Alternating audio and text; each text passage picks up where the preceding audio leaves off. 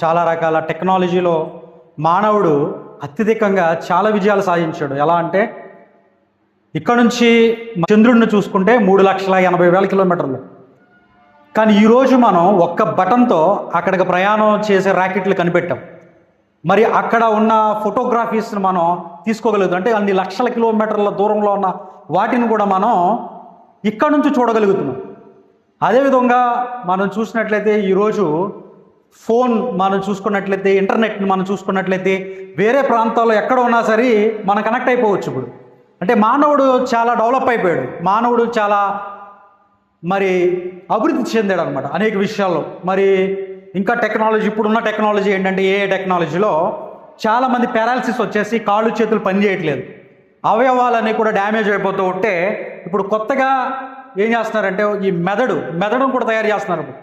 అంటే మెదడుని నియంత్రించినట్లయితే మెదడు ఆ కణాలను కూడా వాటిని కూడా కంప్యూటరైజ్ చేసినట్లయితే ఆ మానవుడు ఆ టెక్నాలజీతో ఈ పడిపోయిన చేతులు కాళ్ళను కూడా మరలా తిరిగి కూడా ఆ పనిచేసేలా తయారు చేస్తున్నాడు. ఆ పరిశోధనలు కూడా జరుగుతున్నాయి.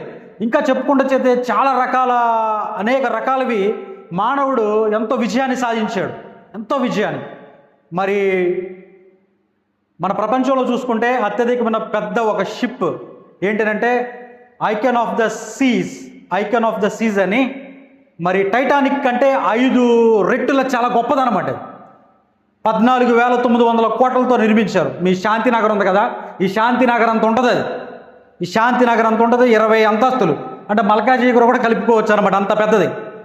కానీ అటువంటి పెద్ద షిప్ను కూడా మానవుడు దాన్ని కంట్రోల్ చేయాలి అని అంటే అది ఎటు వెళ్ళాలి, ఏ విధంగా అది నడుచుకోవాలి, కుడివైపు వెళ్ళాలా, ఎడంవైపు వెళ్ళాలా, ఆగాలి అని అంటే చిన్న ఒక ఎక్విప్మెంట్, చుక్కాని అనే ఒక ఎక్విప్మెంట్ ఉంటుంది దానికి. అది ఎంత ఉంటుంది అంటే ఈ గద అంత ఉంటుంది అంతే. ఇంత పెద్ద శాంతినగర్లో ఈ చిన్న వస్తువుతో దాన్ని కంట్రోల్ చేయగలుగుతున్నాడు మానవుడు. చూడండి ఎంత తెలివి మీరిపోయాడు. చిన్నదే, ఇక్కడ నుంచి అమెరికాకి చిన్న బటన్తో కనెక్ట్ అయిపోతున్నాడు. చిన్న బటనే. ఇక్కడ నుంచి చందమామ వద్దకు వెళ్ళే ఒక ర్యాకెట్ని తయారు చేస్తున్నాడు మానవుడు. కానీ మానవుడు ఇవన్నీ చేశాడు, కానీ మానవుడు ఒక విషయంలో విజయాన్ని సాధించలేకపోతున్నాడు. ఎప్పటికీ కూడా మానవుడు ఇన్ని రకాల అద్భుతాలు సృష్టించినప్పటికీ కూడా మానవుడు తను ఎదుర్కొనే ఒక పోరాటంలో విజయాన్ని ఎప్పటికీ సాధించలేకపోతున్నాడు. ఆ విషయం ఏంటంటే గలతీయులకు రాసిన పత్రిక 5వ అధ్యాయము 17వ వచనం చూడండి. మానవుడు కొన్ని లక్షల కిలోమీటర్లో ఉన్న ఏ పరికరాన్నైనా సరే నియంత్రిస్తున్నాడు. ఏ పరికరాన్నైనా ఒక్క స్విచ్తో నొక్కితే అది పనిచేస్తుంది. కానీ తన శరీరాన్ని ఏం చేయలేకపోతున్నాడు అంటే నియంత్రించలేకపోతున్నాడు. శరీరం ఆత్మ ఎప్పుడు కూడా వ్యతిరేకంగా పోరాటం జరుగుతుంది. ఈ పోరాటంలో శరీరాన్ని జయించలేకపోతున్నాడు మానవుడు. కాబట్టి తను ఏది నిశ్చయించుకున్నాడో దాన్ని చేయలేకపోతున్నాడు. దాన్ని అపోస్తుల పౌలు గారు 7వ అధ్యాయంలో చెప్తున్నాడు. అయ్యా, నేను మంచి చేయాలనుకుంటున్నాను, దేవునికి ఇష్టముగా నేను జీవించాలనుకుంటున్నాను, కానీ నాలో పాప నియమం ఉంది, కాబట్టి నేను దాన్ని చేయలేకపోతున్నాను. కాబట్టి ఇట్టి మరణకరమైన ఈ యొక్క శరీరం నుంచి నన్ను ఎవరు విడిపించగలుగుతాడని ఆయన కూడా ఆర్తనాదాలు పెడుతూ ఉన్నాడు. అంటే మానవుడు ఎన్నో టెక్నాలజీలు తయారు చేసుకున్నప్పటికీ కూడా ఈ శరీరాన్ని జయించలేకపోతున్నాడు. ఈ శరీర పోరాటం అనేది ప్రతి విశ్వాసికి ఉంది. ఒక విశ్వాసి క్రైస్తవుడుగా అయినప్పుడు, ఒక విశ్వాసి క్రీస్తును అంగీకరించి మారు మనసు పొందినప్పుడు, సంఘానికి వస్తున్నప్పుడు తనకు పోరాటం ఖచ్చితంగా కలుగుతుంది. ఖచ్చితంగా పోరాటం అనేది ఉంది. మనం అర్థం చేసుకోవాలి, క్రైస్తవునికి పోరాటం ఉంది. ఈ పోరాటంలో మన శత్రువు ఎవడో? మీ ఇంటి పక్కనోడా? మన శత్రువు ఎవడో? మన జిల్లా కలెక్టరా, మన లాయరా, లేకపోతే పక్కనింటోడా? కాదు. మన శత్రువు ఎవడంటే మన దేహమే. మన ప్రతి క్రైస్తవుని విషయంలో 3 రకాల శత్రువులు ఉన్నారు. ఎవరు అంటే వాళ్ళు? 1 లోకము, 2 శరీరము, 3 సాతానిగాడు. అయితే ఈరోజు నేను ముఖ్యంగా ఈ యొక్క శరీరం గురించి నేను మాట్లాడాలనుకుంటున్నాను. ఈరోజు ఒక శత్రువు గురించి మాట్లాడాలనుకుంటున్నాను. ఆ శత్రువు ఎవరంటే మీ దేహమే. మన శత్రువు మన దేహమే. ఎందుకు అనంటే ఈ శత్రువు ఏది నిశ్చయించుకున్నదో అది చేయక వ్యతిరేకమైనది చేస్తూ ఉంటుంది. ఈరోజు ఉదయమే లేచి నువ్వు ప్రార్థించు అని నీ ఆత్మ నిన్ను చెబుతూ ఉంటే నీ శరీరం నిద్రపోనానా కాసేపు అంటది. ఏం కాదు బాబు, ఏం కాదులే, అందరూ నలుగురితో నారాయణ, వాస్తు చూడొచ్చు అంటది, దినాలు చూడొచ్చు అంటది, లోకములో ఉన్నది చూడొచ్చు అంటది, అన్నీ చేయంటది, తిను త్రాగు, ఏం కాదు. ఆయన దగ్గరికి వెళ్ళి ఆయన రక్తంలో కడుక్కుంటే అంత క్షమించబడద్దులే అని అనుకుంటూ ఉంటుంది అన్నమాట. ఏది? శరీరం. అయితే ఈ శరీరానుసారంగా ఉన్నట్లయితే దేవుడు ఇష్టపడ్డు. శరీరానుసారంగా ఈరోజు చెప్పడానికి కారణం ఏంటంటే, మానవుడు అనేక రకాలుగా అభివృద్ధి చెందినప్పటికీ కూడా ఈ శరీర విషయంలో జయాన్ని పొందుకోలేకపోతున్నాడు, ఈ పోరాటంలో విజయాన్ని పొందుకోలేకపోతున్నాడు.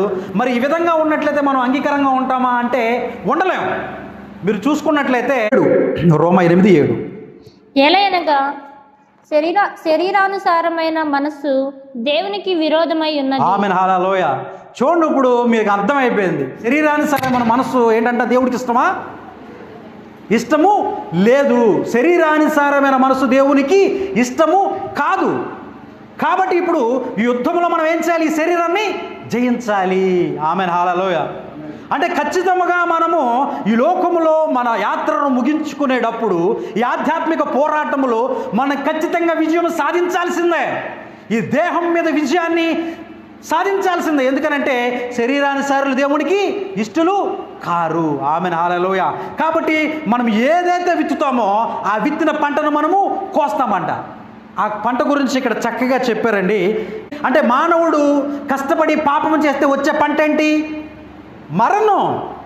మానవుడు కష్టపడి జీతం సంపాదించుకుంటున్నాడు పాపం చేసి, ఏంటి? మరణం. మరణం. కాబట్టి ఈ శరీరాన్ని మనం జయించాలి. ఈ మరణం నుంచి మనం విడిపింపబడాలంటే మనకి ఈ శరీరం మీద నియంత్రణ ఉండాలి. ఈ శరీరం విషయంలో మంచి పోరాటం మనం పోరాడాలి. లేదనంటే దేవుడికి ఇష్టడుగా మనం ఉండలేం, అని రాకుండా మనం ఎత్తపడలేం. నీకు ఇష్టడుగా లేకపోతే ఏం చేస్తావు నువ్వు? ఒకవేళ నీకు ఎవడో ఇష్టం లేదనుకో, ఒక వ్యక్తి ఈరోజు వస్తున్నాడంటే ఏం చేస్తావు నువ్వు? వేరే ప్రోగ్రామ్ ఎట్టుకుని ఇంటికి గడేసి వెళ్ళిపోతావు. నువ్వు పలానాడు వస్తున్నాడంటే ఆయన ఫోన్ చేస్తాడు నీకు, ఏంటంటే ఇంట్లో ఎవరు లేరంటే నాకు వేరే పని ఉందంటావు. ఎందుకు? ఇష్టం లేదు నీకు. మరి ఆ రోజు నువ్వు దేవునికి ఇష్టడుగా ఉండకపోతే ఆయన వచ్చినప్పుడు ఆయన నువ్వు ఎలా ఎత్తపడతావు? నువ్వు శరీర బలహీనతతో ఉంటే, శరీరానుసారంగా ఉంటే మరి ఆయన రాకడలో నీవు ఎలా ఎత్తపడతావు? శరీర నియమం మనలో పనిచేస్తున్నప్పుడు ఆత్మ నియమం మనలో పనిచేయదు. కాబట్టి ఆత్మానుసారంగా మనం ఎత్తబడాలి అంటే ఆత్మానుసారంగా మనము మరి విత్తనం వేయాలి మన జీవితంలో. ఆత్మానుసారమైన పంట మన జీవితంలో పొందుకోవాలంటే ఈ శరీరాన్ని చంపాలా, ఈ శరీరం మీద విజయాన్ని కలిగి ఉండాలి. కాబట్టి అదే పత్రికలో మనం చూస్తూ ఉన్నాం. ఎలా చేయాలంటే 13లో చెప్తున్నారు. శరీరానుసారంగా మనం ప్రవర్తించినట్లయితే మనం చస్తాం.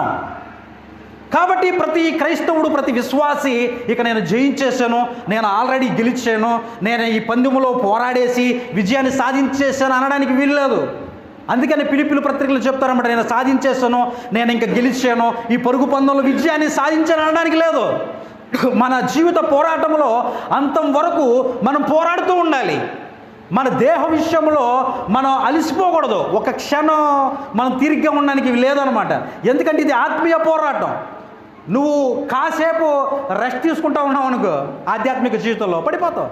రెస్ట్ తీసుకోవడం అంటే ఏంటంటే చాలేరా, చాలా సంవత్సరం నుంచి ప్రార్థన చేస్తున్నా, దేవుడు నాకేమి ఇచ్చాడు, దేవుడు నా జీవితంలో ఏం మేలు చేశాడు అని చెప్పి కొన్నిసార్లు మనం స్టాప్ అయిపోతూ ఉంటాం అనమాట. అప్పుడే సాతాను కూడా వస్తాడు, అప్పుడే వాడు వచ్చి మనల్ని పడవేస్తాడనమాట. కాబట్టి ఆధ్యాత్మిక పోరాటంలో మనం మంచి పోరాటాన్ని పోరాడాలి. ఈ ఆధ్యాత్మిక పోరాటంలో గురి వద్దకు మనం పోరాడాలి, గురి వద్దకు మనం పరిగెత్తాలంటున్నాడు.